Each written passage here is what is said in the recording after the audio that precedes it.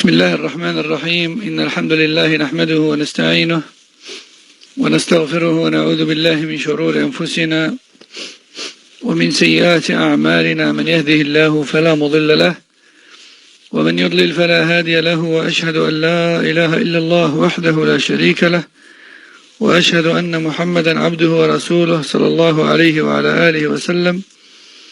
يا أيها الذين آمنوا اتقوا الله حق تقاته ولا تموتن إلا وأنتم مسلمون. يا أيها الناس اتقوا ربكم الذي خلقكم من نفس واحدة وخلق منها زوجها وبث منهما رجالا كثيرا ونساء، واتقوا الله الذي تساءلون به والأرحام إن الله كان عليكم رقيبا. يا أيها الذين آمنوا اتقوا الله وقولوا قولا سديدا يصلح لكم أعمالكم ويغفر لكم ذنوبكم، ومن يطع الله ورسوله فقد فاز فوزا عظيما. أما بعد، فإن أصدق الحديث كتاب الله، وخير الهدي هدي محمد صلى الله عليه وسلم، وشر الأمور محدثاتها، وكل محدثة بدعة، وكل بدعة ضلالة، وكل ضلالة في النار. أما بعد، فالسلام عليكم ورحمة الله وبركاته. فمعشر الإخوة والأخوات، الموضوع كما سمعتم شرف الانتساب إلى مذهب السلف رحمهم الله تعالى لفضيلة الشيخ العلامة محمد علي فركوس الجزائري حفظه الله ورعاه. Donc mes chers frères et sœurs, le sujet, comme vous avez pu le lire dans l'annonce, c'est le mérite de l'affiliation du musulman et de la musulmane à la voie des premiers de cette communauté, c'est-à-dire le mérite que de s'affilier aux premiers musulmans et de proclamer haut et fort le suivi de ces premiers musulmans, autant sur le plan de la croyance que dans la pratique religieuse. أولا نتحدث عن نشأة التسمية بالسلفية. فالمسلمون الأولون كانوا على الإسلام الصحيح قولا وعملا وسلوكا وأخلاقا، ولم يدب فيهم الخلاف العقدي والطائفي، ولذلك سموا بالمسلمين تمييزا لهم عن أصحاب الملل الأخرى من اليهود والنصارى والصابئين والمشركين. فكان معنى قوله تعالى هو سماكم المسلمين ينطبق عليهم اسما ومسمى، قلبا وقالبا، ظاهرا وباطنا. لماذا؟ لأنهم كانوا على الإسلام الذي شرعه الله لعباده، مجردا عن الشركيات والبدعيات، وخاليا من الحوادث والمنكرات في العقيدة والمنهج والفرعيات، فلم توجد مسوغات حاجية إلى اتخاذ بديل عن التسمية بالمسلمين، لأنهم كانوا يمثلون الإسلام بحق. Les premiers musulmans étaient sur l'islam authentique, que cela soit à travers leurs paroles ou leurs actes, que cela soit à travers leur comportement ou autre parmi les sujets religieux. Et ils ne connaissaient pas la divergence dans la croyance, ni la division en groupes et fractions. Et le seul moyen, ou le seul nom qu'Allah Jalla wa Ala leur a attribué à l'époque, c'est Al-Muslimoun, les pleinement soumis à Allah. Car ce qui les différenciait à cette époque-là du reste, c'était la soumission totale à Allah Tabaraka wa Ta'ala. Et tous étaient sur une même croyance et une même pratique religieuse. Il n'y avait donc aucune nécessité à ce que les musulmans, les musulmans, se distinguent entre eux par quoi que ce soit, car ils étaient sur la même longueur d'onde, autant dans la croyance que dans la pratique religieuse. La seule démarcation apparente se trouvait entre eux, les musulmans, et les fidèles des autres religions, parmi les juifs et les chrétiens et les sabéens et les polythéistes de façon générale. Et c'est pour cela qu'Allah Tabaraka wa Ta'ala a dit dans Surat al-Hajj, verset 78, qui a pour sens, Allah vous a nommé al-Muslimin. Allah vous a donné comme nom les pleinement soumis, c'est-à-dire contrairement au reste des gens. C'est-à-dire contrairement au reste des gens. Parce que le musulman, il est totalement soumis à Allah tabaraka wa ta'ala et il voue son culte exclusivement à Allah tabaraka wa ta'ala. Ce qui distingue le musulman du reste des gens, c'est qu'il croit à l'existence d'Allah, comme eux, peut-être. Il croit au fait qu'il est parfait dans ses noms et ses attributs, contrairement à certaines religions qui attribuent à Allah tabaraka wa ta'ala la fatigue ou encore le besoin d'avoir un enfant. Et le musulman se distingue également par le fait qu'il voue un culte exclusivement à Allah tabaraka wa ta'ala à cause de tout ce que nous avons cité précédemment, contrairement au reste des religions. Donc, à cette époque-là, la seule chose il n'y avait pas de distinction entre les musulmans. Les sahaba avaient la même croyance. La seule distinction se trouvait entre le musulman et les kuffars. Entre le musulman et les kuffars. Et la différence qu'il y avait entre le musulman et le kuffar, c'est l'islam. C'est la soumission totale au Créateur. Et c'est pour ça qu'Allah tabaraka wa ta'ala a dit dans le Coran, Huwa sammakum al-muslimin. Allah vous a nommé al-muslimin, les pleinement soumis, à travers al-tawhid, comme on l'a cité juste avant. Taïb. Pourquoi? Car l'islam était clairement apparent sur eux, que cela soit dans leur fort intérieur, c'est-à-dire dans leur croyance, ou dans leur pratique et leur manière d'agir. Ils ne connaissaient pas d'innovation, ils ne connaissaient pas de forme de polythéisme, ils ne connaissaient pas de divergence et de division sur le plan de la croyance et la voie à suivre en islam. Il n'y avait donc aucune nécessité à s'appeler par autre chose que al-muslimun. Il n'y avait donc aucune nécessité à se nommer autrement que muslimoun. Naam. Donc, ces premiers musulmans-là qui sont sahaba radallahu anhu représentaient véritablement الإسلام.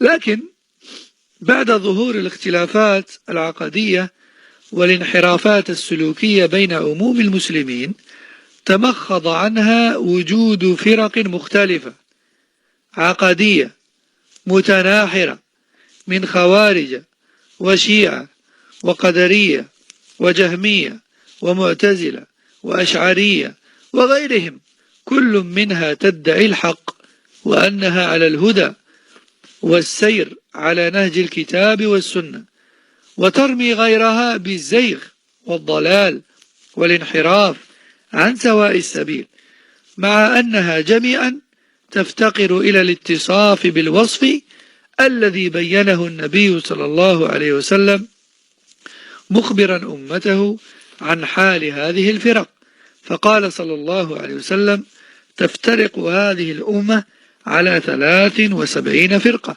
كلهم في النار، يعني كلها تستحق النار، يعني كلها تستحق النار إلا واحدة.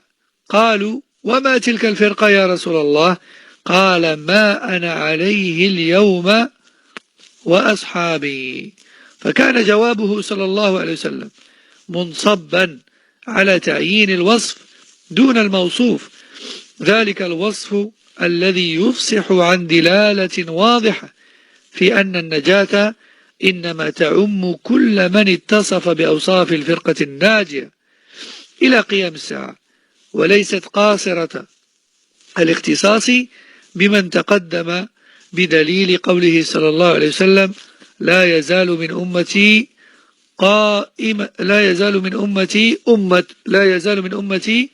أمة، يعني في رواية أمة وفي رواية طائفة قائمة بأمر الله لا يضرهم من خذلهم ولا من خالفهم حتى يأتيهم أمر الله، وفي رواية حتى يأتي أمر الله، وهم على ذلك يعني ظاهرين على الحق والدين على صورته الأصلية الأولى.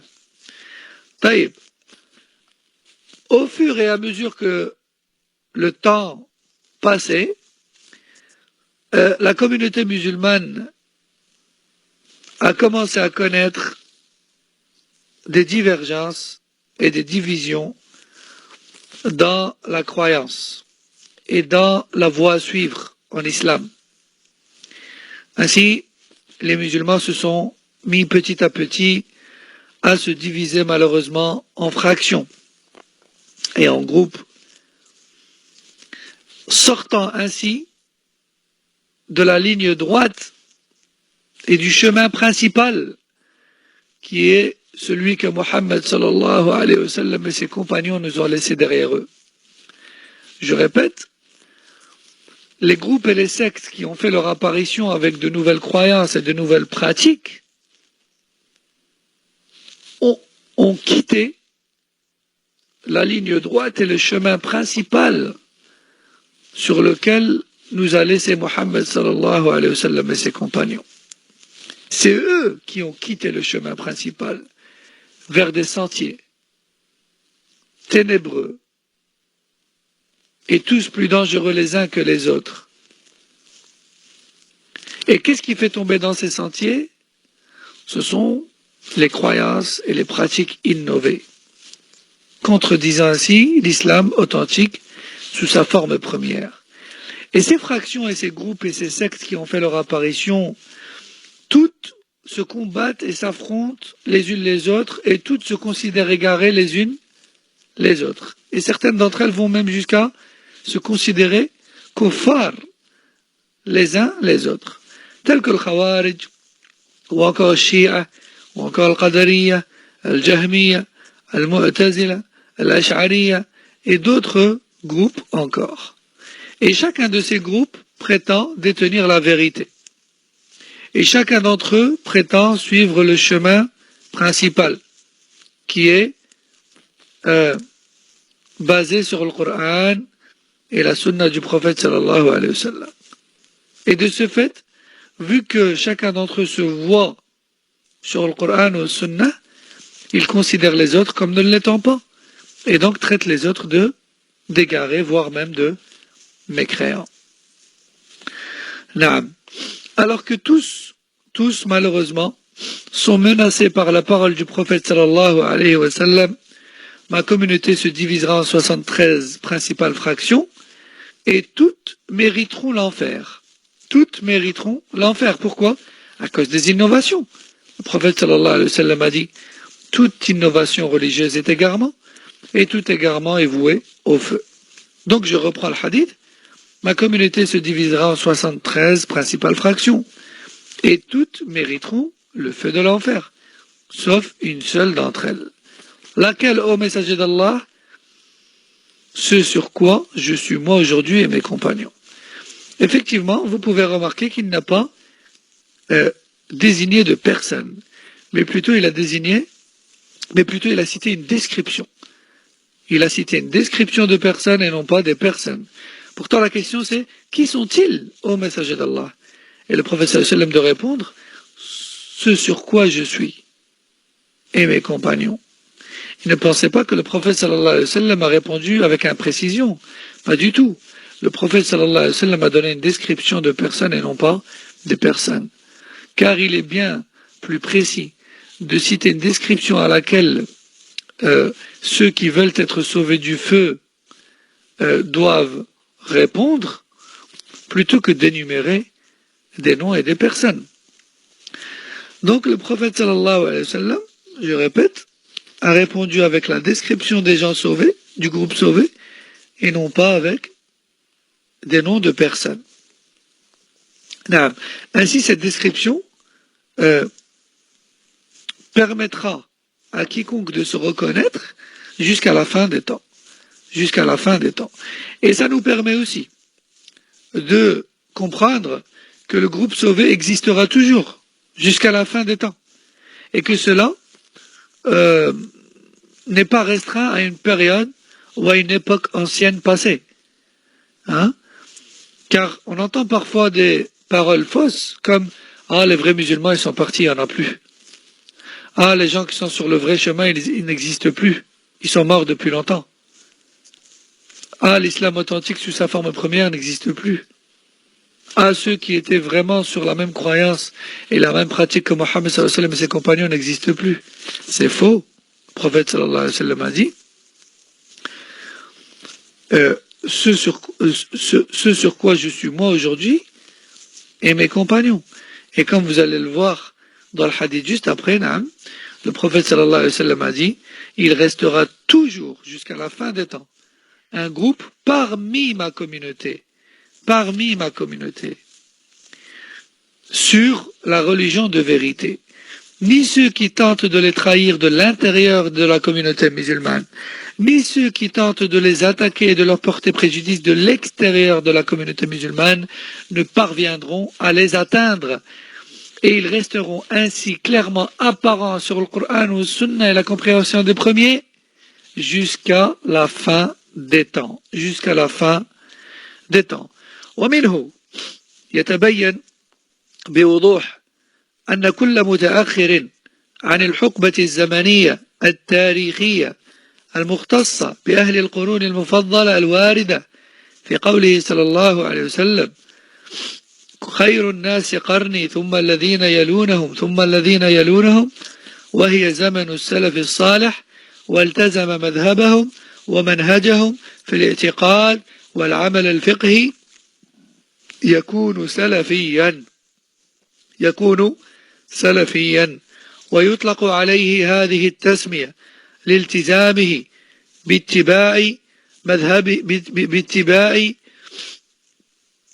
السلف الصالح ويطلق عليه سني من أهل السنة والجماعة يطلق عليه سني من أهل السنة والجماعة لماذا؟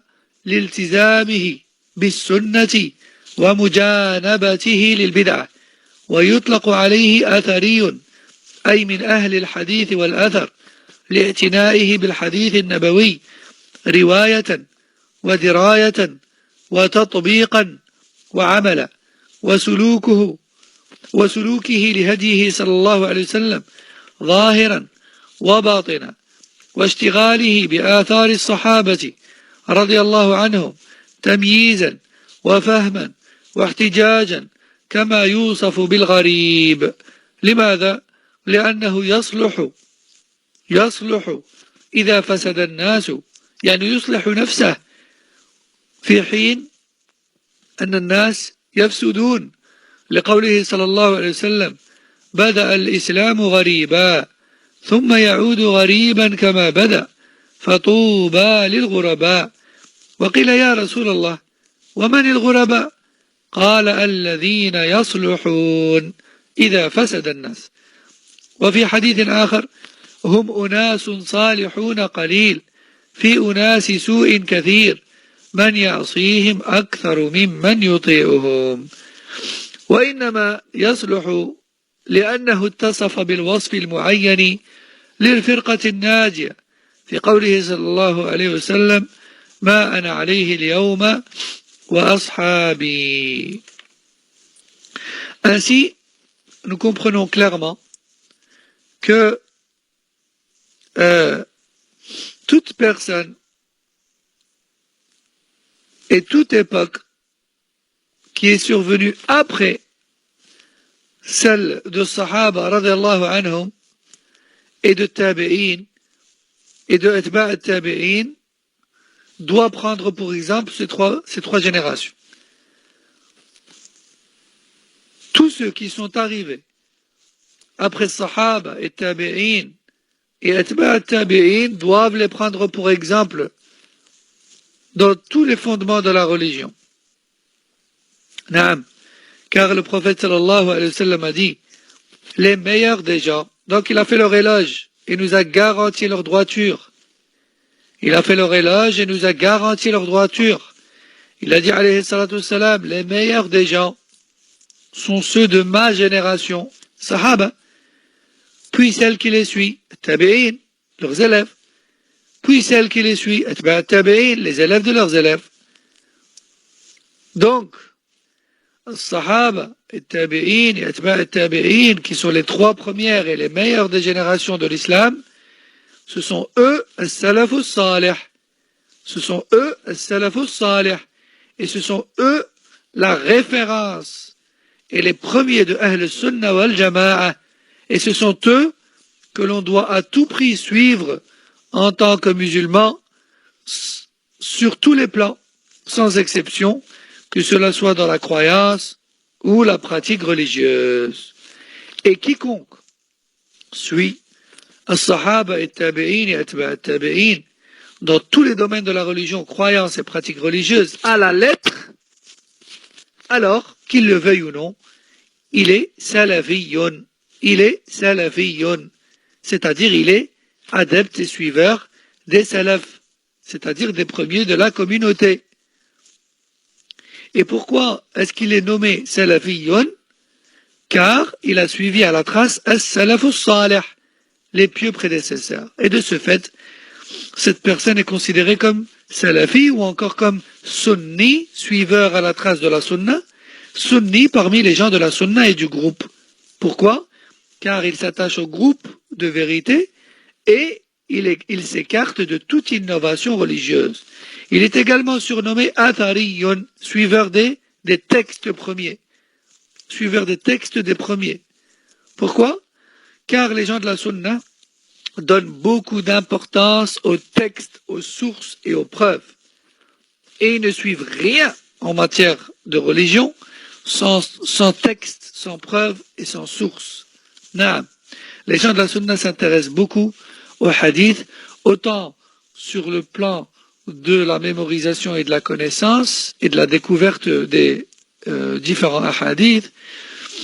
Ils s'intéressent autant aux hadiths qui existent en tant que tels que aux côtés chaînes de transmission et études de ces chaînes et fiabilité de ces chaînes. Car comme vous savez, le hadith, il est étudié sur deux plans différents. Il y a le hadith riwayatan, c'est-à-dire la mémorisation des hadiths existants de façon générale, qu'ils soient authentiques ou moins authentiques, ou même faibles. Et il y a de l'autre côté quoi? L'analyse, l'apprentissage de la science de l'analyse des chaînes de transmission qui permet au final de savoir qu'est-ce qui est authentique et qu'est-ce qui ne l'est pas parmi les hadiths que l'on a mémorisés. Il est tout aussi important de connaître les hadiths authentiques que les hadiths faibles. Pourquoi? Car lorsque tu connais le hadith authentique, tu sais que tu peux le mettre en pratique.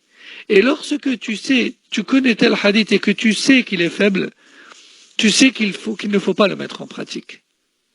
Et tu sais que lorsque tu entendras une personne s'appuyer dessus, tu pourras avec science et sans hésitation l'avertir et lui faire savoir que ce hadith est faible et qu'il ne doit pas être mis en pratique. Donc les gens de la sunna s'intéressent à tout ça. Tout comme les gens de la sunna s'intéressent de près aux moindres faits et gestes du prophète sallallahu alayhi wa sallam, que cela soit en privé ou en public, afin de l'imiter en cela. La personne de la sunna est également surnommée al-gharib. Al-gharib, l'indigène, ou vulgairement traduit par l'étrange ou l'étranger. Pourquoi? Car la personne qui s'accroche à la sunna est en général vue comme quelqu'un d'étrange, de bizarre, à part des autres. Et plus il pratique le sunna, et plus les gens le trouvent étrange, même au sein même de sa famille, et même au sein même de son foyer même. Même si les gens de son foyer pratiquent la sunna, eh bien il pourrait, lui, avoir atteint un niveau très lointain dans la pratique de la sunna, qu'il pourrait paraître étrange au sein même de son foyer. Au sein même de son foyer.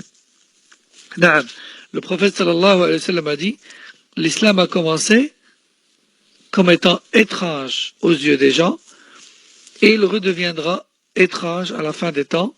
Annoncez donc Touba pour les indigènes et les étrangers. Et Touba, c'est un arbre qui se trouve dans le paradis, qui est tellement énorme en taille qu'il nécessite plus de 100 ans pour être traversé par une personne qui galope à toute vitesse avec son cheval. Et aussi, il est rapporté dans la hadith que l'arbre de Touba, c'est l'arbre dans lequel poussent les vêtements des habitants du paradis. Qu'Allah Azza wa Jal nous permette à tous d'y entrer, et ceux du premier coup, et qu'il nous préserve de l'enfer, ne fût-ce qu'un instant. Donc, à qui le prophète sallallahu alayhi wa sallam a promis Touba et donc le paradis? Pour les indigènes, pour les étrangers aux yeux des gens. Qui sont-ils, ô messager d'Allah? Alladhina yasluhuna idha fasada an-nas. Ce sont ceux qui se réforment en religion et reviennent à la religion première pendant que les gens, eux, se corrompent, s'en éloignent et s'égarent. Et nous sommes à une époque où l'égarement est à son maximum, comme il n'a jamais été, et le suivi des ambiguïtés et des passions mondaines et des plaisirs et des désirs malsains de cette dunya sont à leur maximum. Et c'est aujourd'hui, plus que jamais, que l'on peut apercevoir Al-Ghuraba, qui ne se préoccupe pas de cette dunya et de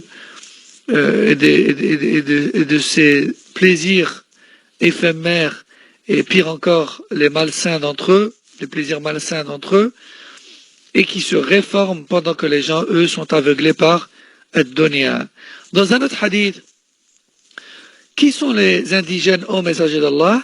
Ce sont des petits nombres de personnes vertueuses qui vivent en général au milieu de beaucoup de gens corrompus, ceux qui leur désobéissent et qui les blâment et qui les critiquent et qui se moquent d'eux sont beaucoup plus nombreux que ceux qui les suivent et les écoutent, que ceux qui les suivent et les écoutent, et qu'Allah Azza wa Jal nous mette parmi eux, parmi Al-Ghuraba.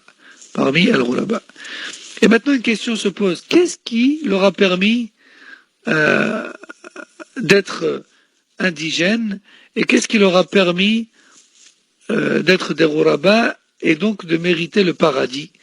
Tout simplement la description qui a été donnée précédemment par le prophète sallallahu alayhi wa sallam, ma ana alayhi al-yawma wa ashabi, car ils suivent exactement ce sur quoi était le prophète sallallahu alayhi wa sallam à l'époque, ainsi que ses compagnons, autant sur le plan de la croyance que de la pratique religieuse. Pour récapituler tout ça, chers frères et sœurs, si tu veux être sur le véritable islam, et si tu veux mériter le paradis sans aucune menace de l'enfer, alors tu te dois d'être exactement sur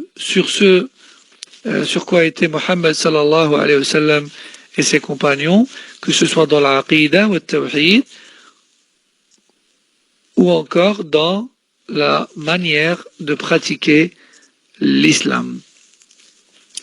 والتسمية بالسلفية لا تضاد التسميات الأخرى ولا تخالفها كتسمية أهل السنة والجماعة والفرقة الناجية وأنصار السنة، لأن ذلك من باب اختلاف التنوع، والمسمى واحد والمعنى أيضا، وهو التمسك بالكتاب والسنة وفق فهم سلف الأمة.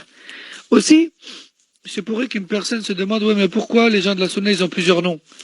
Les gens de la Sunna et du groupe, le groupe sauvé, les adeptes de la Sunna, les gens des textes, etc. Pourquoi tous ces noms? Ça laisse entendre un peu une division, non? Eh bien, en fait, non.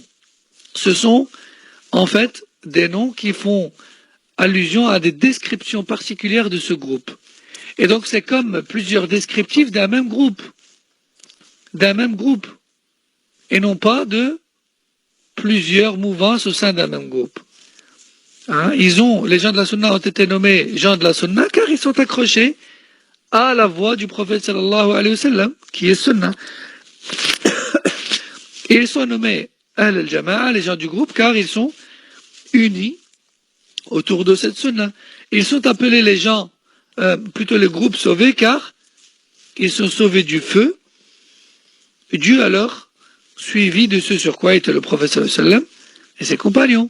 Ils sont appelés les adeptes de la sunna, car ils la défendent et ils la suivent coûte que coûte, etc. Donc ce ne sont que des descriptifs d'un même groupe. Et ce même groupe, qui porte tous ces noms et ces étendards, en fait, c'est un seul groupe qui a pour vocation le livre d'Allah et la pratique du messager d'Allah, sallallahu alayhi wa sallam, de ce livre, et ce, selon l'interprétation et la compréhension des premiers de cette communauté.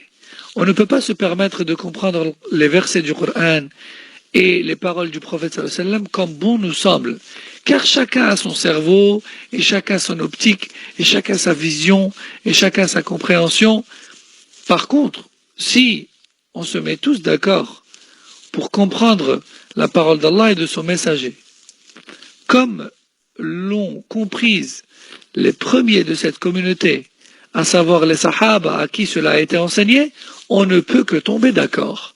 On ne peut que tomber d'accord. قال الحافظ ابن رجب رحمه الله: وأما فتنة الشبهات والأهواء المضلة فبسببها تفرق أهل القبلة وصاروا شيعا وكفر بعضهم بعضا وصاروا أعداء وفرقا وأحزابا بعد أن كانوا إخوانا قلوبهم على قلب رجل واحد، فلم ينج من هذه الفرق إلا الفرقة الواحدة الناجية، وهم المذكورون في قوله صلى الله عليه وسلم: لا تزال طائفة من أمتي ظاهرين على الحق لا يضرهم من خذلهم أو خالفهم حتى يأتي أمر الله وهم على ذلك، وهم في آخر الزمان الغرباء المذكورون في الأحاديث الذين يصلحون إذا فسد الناس، وهم الذين يصلحون ما أفسد الناس من السنة، وهم الذين يفرون بدينهم من الفتن، وهم النزاع من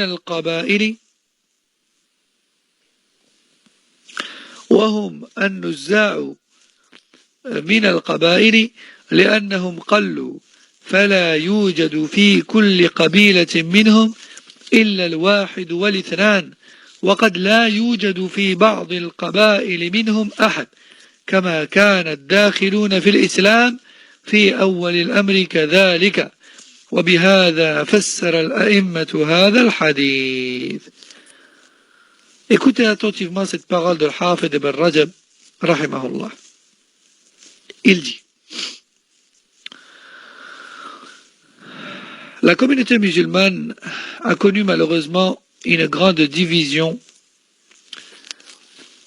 provoquée par les ambiguïtés et les mauvaises compréhensions des textes, au point d'être réduite, c'est-à-dire la communauté, au point d'être réduite en mouvance et fraction, qui se déclarent égarés les uns les autres, voire même mécréants les uns les autres, se considérant ainsi ennemis les uns des autres, après avoir été une seule communauté unie et frère, unie par la fraternité, dont les cœurs étaient tel un seul cœur. Et une seule des fractions existantes aujourd'hui parmi les fractions des musulmans mérite le sauvetage du feu et la préservation de celui-ci.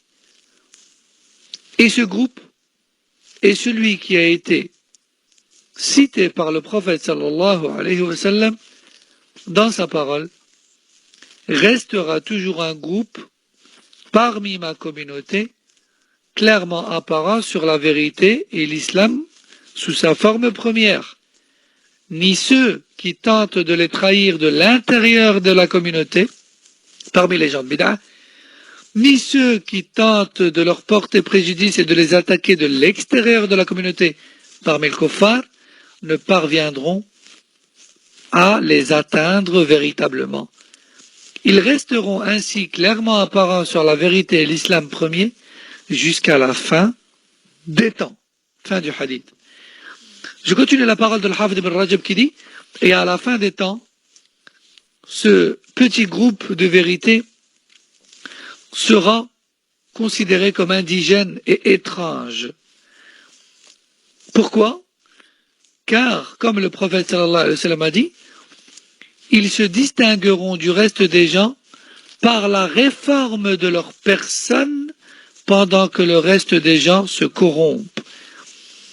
Et aussi, ils réformeront la religion de leur peuple et remettront à l'ordre du jour la sunna et la pratique du prophète sallallahu alayhi wa sallam pendant que les gens, eux, l'ont délaissé et rejeté. Aussi, ils seront distingués et reconnus par le fait de fuir les gens,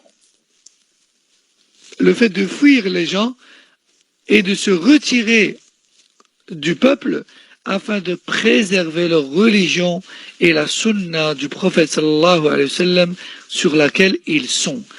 Aussi, ils seront considérés, comme cela a été prononcé par le prophète sallallahu alayhi wa sallam dans certains hadiths, ils seront considérés comme étant les minorités étranges parmi les peuples et les tribus. Étranges et indigènes au point où dans certains peuples et dans certaines villes et dans certains pays, il n'y a parmi eux qu'une ou deux personnes. Et dans certaines villes et dans certains pays, il n'y a même aucune personne de la sunna. Et les gens de la sunna, à la fin des temps, seront étrangers comme les premiers musulmans étaient étrangers. Comme les premiers musulmans étaient étrangers. Et c'est ainsi que les savants de l'islam ont expliqué ce hadith, fin de citation de l'Hafid ibn Rajab.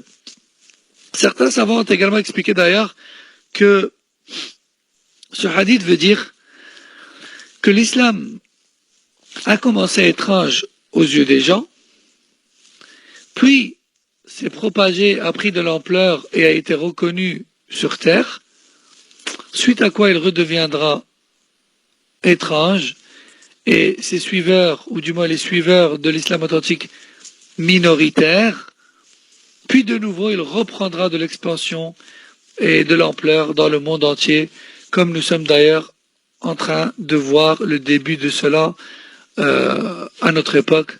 Alhamdulillah Rabbil Alamin, et qu'Allah Tabaraka wa Ta'ala nous mette parmi ceux qu'il a choisis pour redonner de l'ampleur à l'islam authentique et pour le refaire triompher et pour le défendre et le proclamer à la fin des temps, qu'Allah Tabaraka wa Ta'ala nous mette parmi les meilleurs de cette époque et qu'il ne nous anéantisse pas par colère et par châtiment, car nous n'avons pas été à la hauteur. Wallahu al-musta'an. قال الإمام الأوزاعي رحمه الله في قوله صلى الله عليه وسلم بدأ الإسلام غريبا وسيعود غريبا كما بدأ قال أما إنه ما يذهب الإسلام ولكن يذهب أهل السنة حتى ما يبقى في البلد منهم إلا رجل واحد. سبحان الله. L'imam al-Awza'i rahimahullah a expliqué la parole du prophète sallallahu alayhi wa sallam. L'islam a commencé en étant étrange et il le redeviendra comme il a commencé. Il redeviendra étrange comme lorsqu'il a commencé. L'imam al-Awza'i a dit, ce hadith veut dire ou signifie que ce hadith ne signifie pas que l'islam disparaîtra sur terre. Preuve étant qu'à notre époque, l'islam n'a pas disparu sur terre. Mais plutôt ce sont les gens de la sunna et les adeptes de l'islam authentique, basés sur les textes premiers, avec la compréhension des premiers. Ce sont eux qui vont diminuer en nombre et qui vont se faire de plus en plus rares au point de n'en trouver qu'une poignée de personnes dans une région ou dans un pays. Subhanallah. Fin de citation. Et cette parole est tout à fait véridique, on peut le voir d'ailleurs.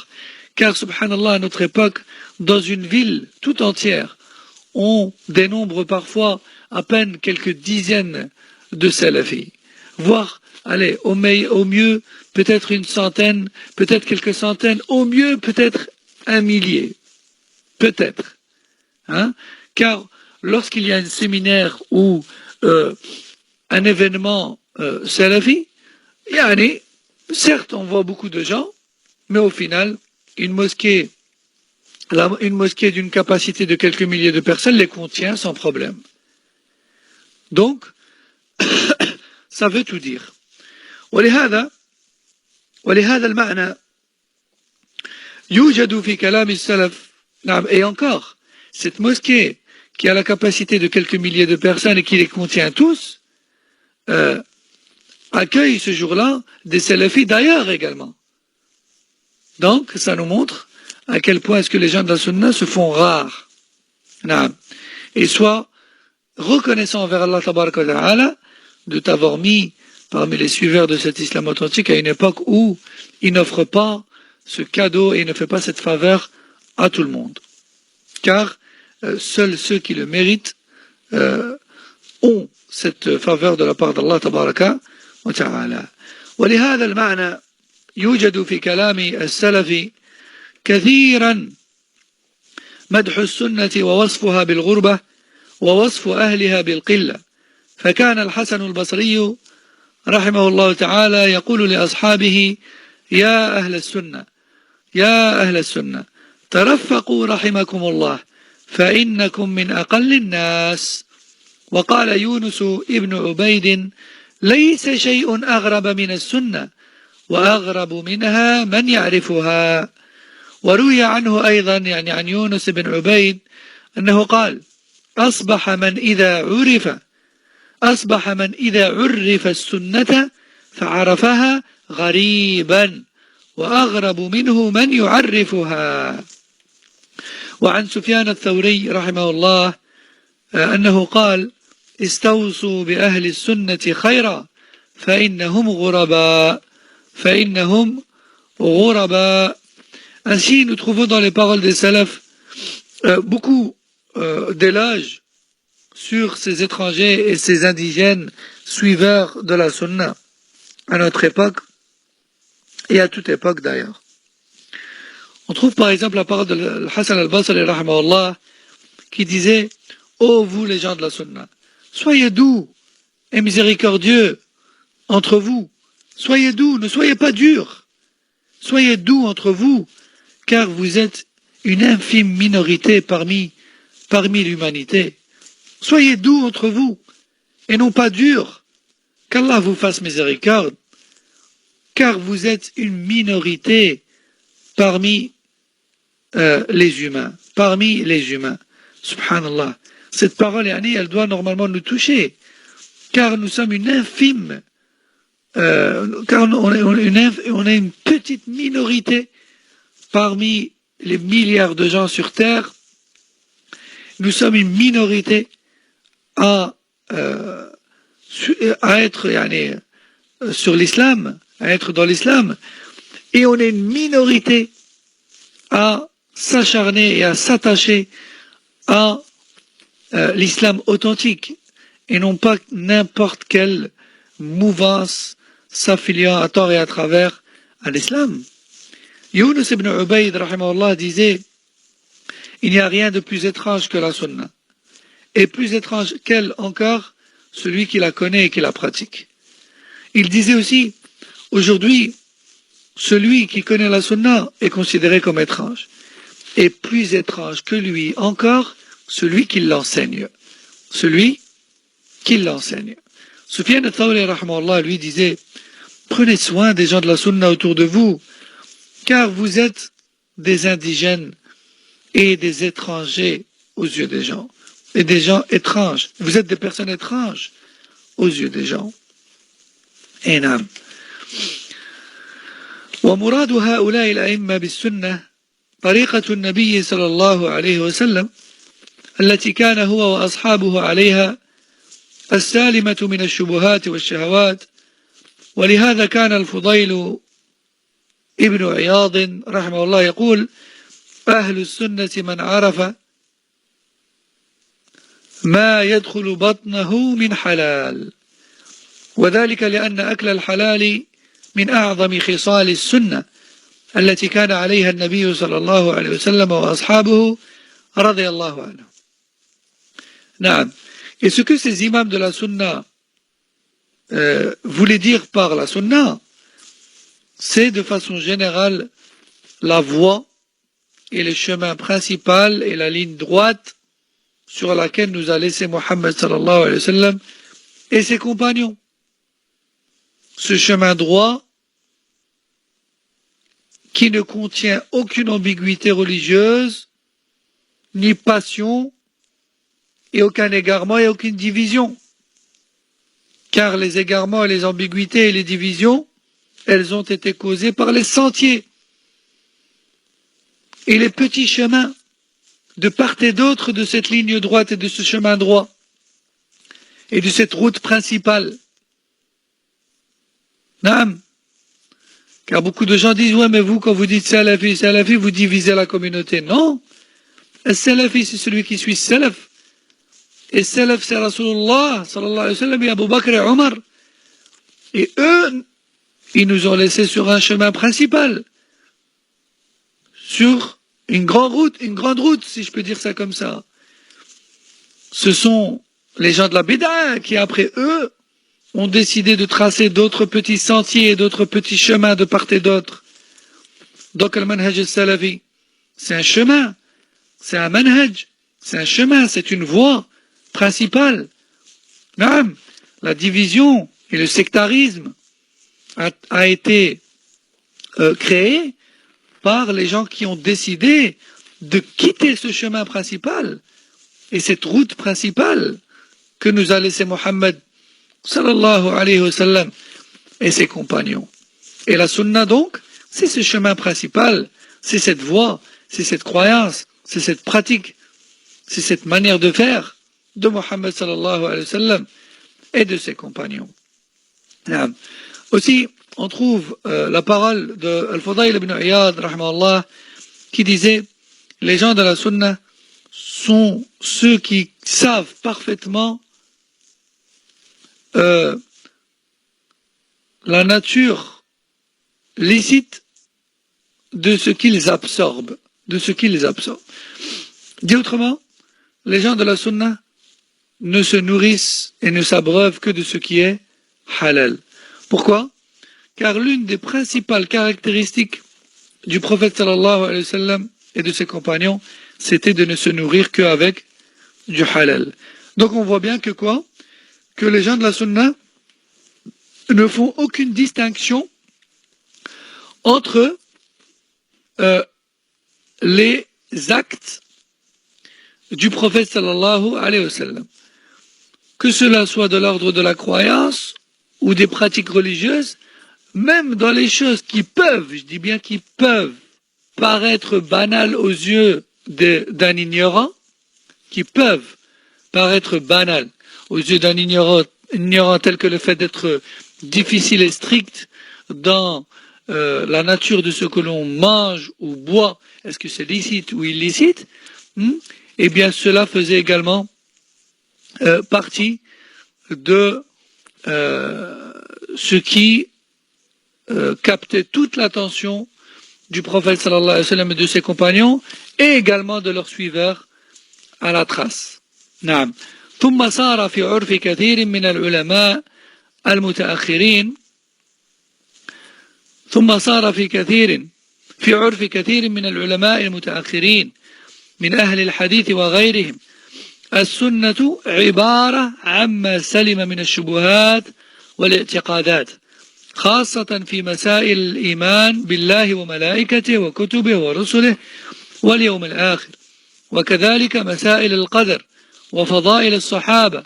وصنفوا في هذا العلم يعني العقيدة تصانيف سموها كتب السنة إنما خصوا هذا العلم باسم السنة لأن خطره عظيم والمخالف فيه على شفا هلكة.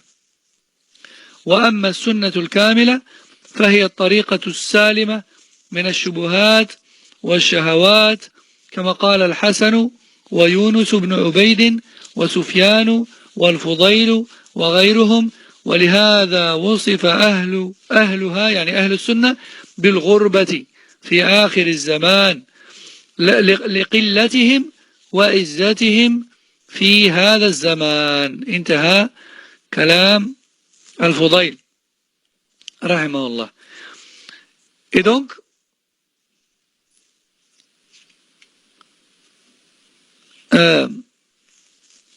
donc on disait que la sunna, de façon générale, c'est tout ce qui nous a été rapporté du prophète sallallahu alayhi wa sallam parmi les paroles, parmi les croyances et les paroles et les actes et les approbations, et les descriptions. Tout ce qui nous a été rapporté du prophète sallallahu alayhi wa sallam parmi les croyances et les paroles et les actes et les approbations et les descriptions, tout ça c'est la sunna. Tout ça c'est la sunna. Parce que la sunna c'est la manière de faire d'une personne X.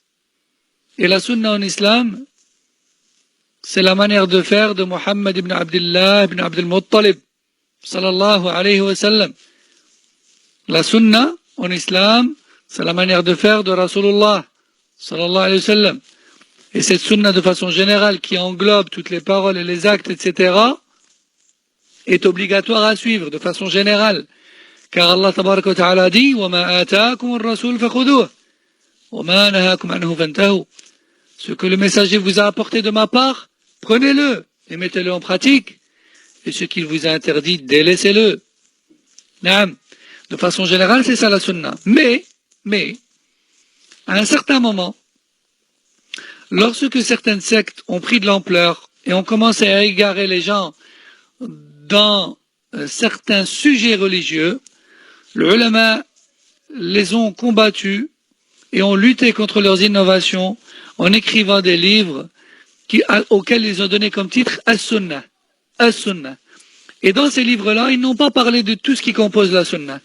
Ils ont parlé de la Aqidah, ils ont combattu avec ces livres-là des erreurs dans la croyance concernant Allah et ses anges et ses livres et ses messagers au jour dernier et le destin. Ils ont combattu avec ces livres des erreurs dans la croyance concernant les compagnons du prophète sallallahu alayhi wa sallam, concernant le respect des gouverneurs musulmans, etc. Et ils ont appelé ces livres Sunnah, comme pour dire aux musulmans, attention, la Sunna est la pratique de Mohammed sallallahu alayhi wa sallam et ses compagnons dans ce point et dans ce point et dans ce point, c'est ça. Et non pas ce qui est prôné par ces sectes égarées. Non. Cela ne veut pas dire que toute la Sunna est dans ce livre, mais plutôt que ce qui est dans ce livre, c'est ce qui est correct parmi la Sunna. Parmi la Sunna dans les sujets qui ont fait l'objet d'égarements aujourd'hui chez beaucoup de gens. C'est ça qu'ils ont voulu dire. Comme Usul al-Sunnah de l'imam Ahmed, ou encore Sharh al-Sunnah Barbahari, et d'autres parmi les livres. Donc, al-Sunnah, à une certaine époque, c'est devenu la voie qui est épargnée de toute ambiguïté religieuse. C'est la voie qui est épargnée de toute ambiguïté religieuse, comme cela a été stipulé précédemment dit par Al-Hasan al-Basri, Yunus ibn Ubayd, Sufyan al-Thawri, Al-Fudayl ibn Iyad, et d'autres encore. Et c'est ça qui fait de la personne de la Sunna une personne étrange, ou une personne étrangère, ou une personne indigène à son époque. Aujourd'hui, lorsque tu dis, attention, il ne faut pas faire de manifestation, parce que ça contredit les hadiths dans lesquels le professeur sallam, il a interdit le soulèvement et la révolte contre les gouverneurs. On va te trouver étrange ou pas? Mais bien sûr que oui. Parce que tu es quelqu'un qui, à leurs yeux, est arriéré. Tu es quelqu'un qui n'est pas à la page. Tu es quelqu'un qui n'utilise pas les moyens modernes de l'expression et de la liberté d'expression. Hein? Toi qui, aujourd'hui, ne célèbre pas l'anniversaire du prophète sallallahu tout en prétendant être musulman et suivre Mohammed sallallahu alayhi wa sallam, tu es bizarre, tu es étrange. Pourquoi? Tu n'aimes pas le prophète sallallahu alayhi wa sallam, tu fêtes même pas sa venue au monde, etc. parmi les choses. Et non, le musulman, le salafi, il est étrange et il est fier d'être étrange si son étrangeté est due à son suivi à la trace de son prophète sallallahu alayhi wa sallam. Et je vais vous donner un bref exemple pour clôturer, Inch'Allah, car c'est l'heure de la salat dans quelques minutes à peine. Nous avons entendu ces derniers jours, subhanallah, que certaines mosquées ont effectué l'adhan en même temps que les cloches des églises et autres moyens d'expression en soutien aux soignants. Subhanallah. Cela peut paraître comme étant une bonne chose. Ah, masha'Allah, regarde, ils ont autorisé l'adhan. C'est bien, ça fait plaisir d'entendre l'adhan dans les pays non musulmans. Naam, certes, l'adhan contient la parole d'Allah, il contient le nom d'Allah, tabarak wa ta'ala, et il contient des formules d'évocation de dhikr. Naam, bien sûr, ça fait plaisir de l'entendre. Mais, ya ikhwa, le salafi qui suit l'islam authentique, l'islam premier, il se pose deux questions lorsqu'il voit une telle chose. Il se dit tout d'abord, est-ce que c'est pour Allah? Et la deuxième question, c'est, est-ce que cet acte est conforme aux enseignements du messager d'Allah, sallallahu alayhi wa sallam? Est-ce que ce adhan a été fait pour Allah et parfois en Allah? Je parle des autorités. Est-ce que ce adhan a été demandé parfois en Allah ou pour autre chose? Pour autre chose. Et est-ce que ce adhan a été fait conformément aux enseignements du messager d'Allah sallallahu alayhi wa sallam, pour appeler les gens à venir saller et pour appeler les gens à se soumettre à Allah tabaraka wa ta'ala? Non. Ce adhan a été fait juste une seule fois par jour en guise de soutien pour les soignants. On soutient les soignants. Naam. Si on peut leur venir en aide financièrement, avec du matériel, avec par des moyens qui ne nous mènent pas à contredire la religion. Ça oui. Mais de là à adorer Allah d'une manière qui n'est pas prescrite, là non. Là non. Donc là on est tombé dans une chose gravissime sans s'en rendre compte en fait. Et ça ne fait en rien partie de l'islam authentique.